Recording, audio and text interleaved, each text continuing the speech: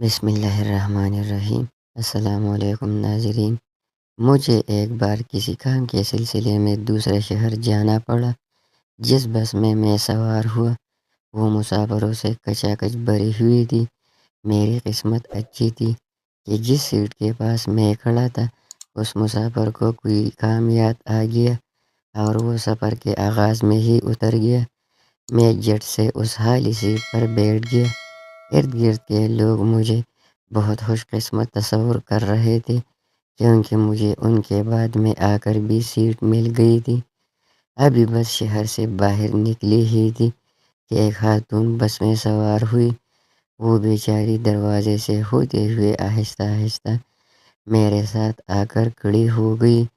مجھے بہت غصہ آیا کہ اسے کسی نے سیٹ اپر نہیں کی، لیکن جیسے ہی وہ میرے پاس آ کر کھڑی ہوئی میں نے ایک لمحے کی دیر کیے بغیر اپنی سیٹ اسے پیش کر دی۔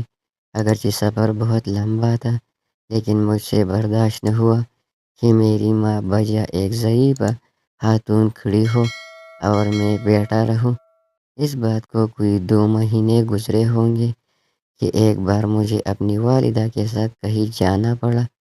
ہم بس میں سوار تو ہو گئے لیکن اندر جا کر جب ساری بس پر حیرانہ نظر ڈالی تو پتہ چلا کہ کوئی بھی سیٹ خالی نہیں تھی۔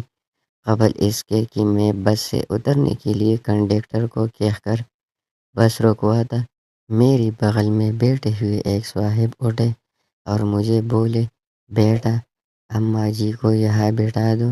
میں نے شکریہ کے ساتھ انہیں منع بھی کیا لیکن انہوں نے مسکراتے ہوئے جو بات کہی اس سے مجھے 2 مہینے پہلے کا ایک سین یاد آ گیا۔ وہ صاحب بولے، آج ہم کسی کے لیے جگہ چھوڑیں گے تو کل کو کوئی ہمارے لیے چھوڑے گا۔